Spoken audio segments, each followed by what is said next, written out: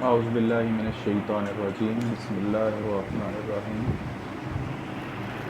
Class 9th physics में बेटा आज हम चैप्टर नंबर 5 शुरू करेंगे, ग्रेविटेशन। ग्रेविटेशन आपके पास क्या है? ग्रेविटेशनल एक्सेलरेशन के बारे में हम लोग चैप्टर नंबर 2 में पढ़ चुके हैं, g which is equal to approximately 10 metre per second square. वो एक्सेलरेशन था, वो फोर्स थी जो सरफेस ऑफ अर्थ के ऊपर होती है। ग्रेविटी अकॉर्डिंग टू साइंटिस्ट एक ऐसी फोर्स है जो अपने साथ जुड़ी हुई तमाम चीज़ों को अपनी तरफ खींच के रखती है towards the centre of earth. Gravity ही एक ऐसी फोर्स है जिसकी वजह से हम लोग जो है वो चल सकते हैं, बैठ सकते हैं, हम सब स्टेबल हैं, चीज़ें हमारी स्टेबल होती हैं, ये सारा कुछ अर्थ के साथ। ये एक ऐसी फोर्स है जो तमाम चीज़ों को अपनी तरफ खींचती है, ठीक है। इस चीज़ को एक्सप्लेन किया न्यूटन, आइजैक न्यूटन। वो एक बहुत ही मशहूर और मरूफ जो है वो फिज़िक्सिस्ट था, साइंटिस्ट था, मैथमेटिशियन था। इसकी गिरां कदर खिदमात हैं फ़िज़िक्स में, मैथ्स में, केमिस्ट्री में, बहुत ज़्यादा। तो इसी ने ग्रेविटी के ऊपर ज़्यादा काम किया था। ग्रेविटी का कॉन्सेप्ट इसी से आपने बड़ी मशहूर जो है वो एक स्टोरी सुन रखी है ग्रेविटी के बारे में, कि एक दिन आइजैक न्यूटन जो है वो एक दरख्त के नीचे बैठा हुआ था। सोच तो वो कुछ ऐसा ही रहा था, साइंटिफिक चीज़ें ही, लेकिन अचानक से एक सेब जो है, क्योंकि वो सेब का दरख्त था और नीचे गिरता है, तो वो जिससे ये सोचने पर मजबूर हो जाता है न्यूटन कि यहाँ पर एक कोई ऐसी फोर्स मौजूद है जिसने इस सेब को नीचे ही गिरने पर मजबूर किया, ये किसी और डायरेक्शन में नहीं गया। तो ये हमारे पास उस चीज़ को देखते हुए उसने एक लॉ बनाया जिसको हम लॉ ऑफ ग्रेविटेशन कहते हैं, जो आज के हमारे टॉपिक में शामिल होगा। तो सबसे पहले हमारे पास क्या है, इंट्रोडक्शन है हमारे पास। The first man who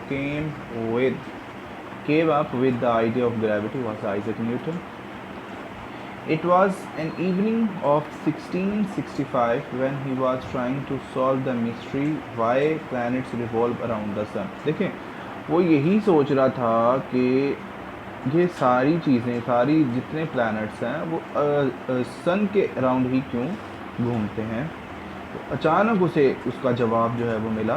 suddenly an apple fell from the tree under which he was sitting, the idea of gravity flashed in his mind, ठीक है। He discovered not only the cause of falling apple but also the cause of makes planets revolve around the sun and move around the earth. अब इस unit में हम लोग यही बातें पढ़ेंगे।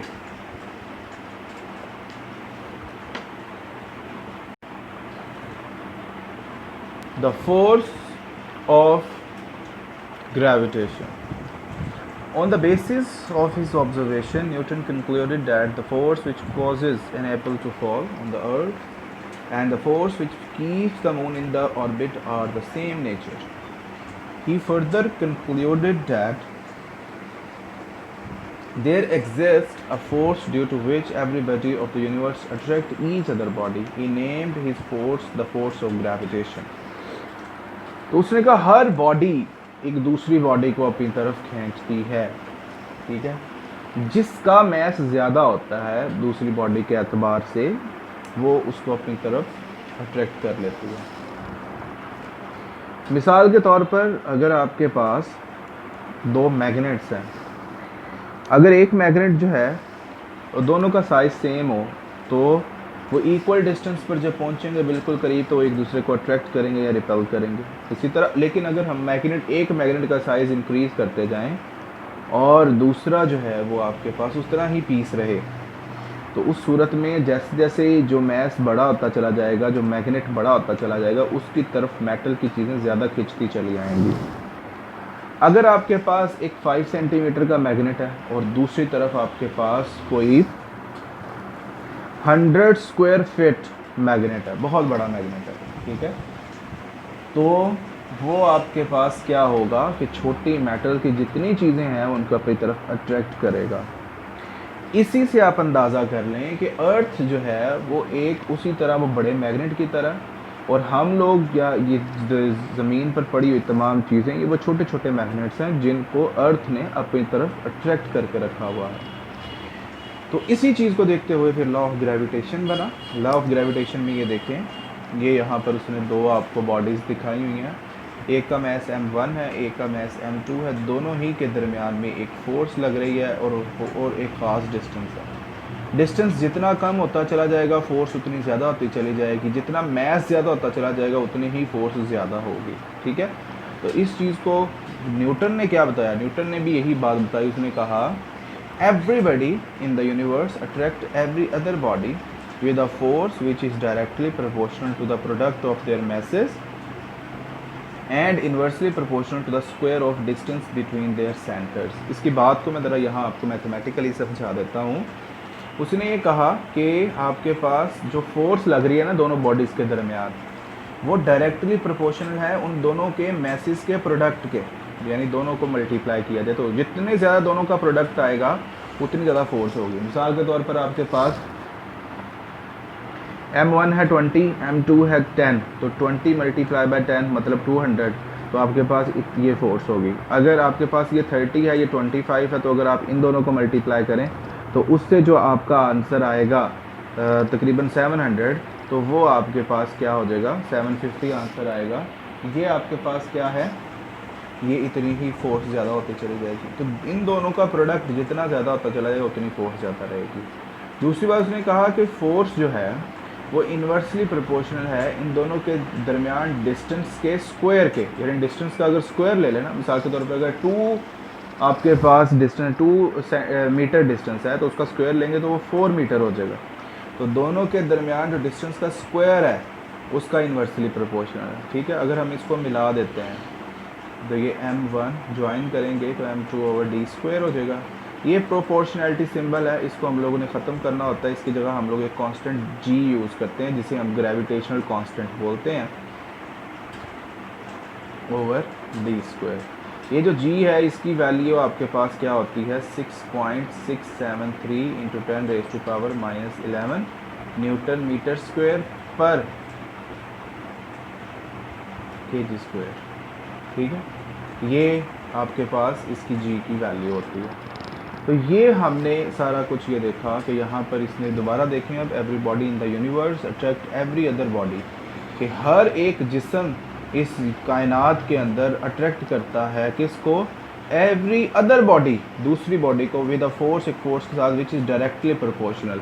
डायरेक्टली प्रोपोर्शन का मतलब है कि एक चीज़ के इंक्रीज़ होने से दूसरी भी इंक्रीज़ होगी उसी पैटर्न के साथ, to the product of their masses and inversely proportional to the square of distance between them। Inverse का मतलब ये होता है अगर एक चीज़ कम होगी तो दूसरी उसी तरह बढ़ेगी। ठीक है, तो ये इन्वर्स होता है। तो ये उसने उसका बता दिया। फिर एक्सप्लेनेशन देखें, आपने बिल्कुल ये सारा लिखना है, यही आज की 9th क्लास आपकी असाइनमेंट भी होगी।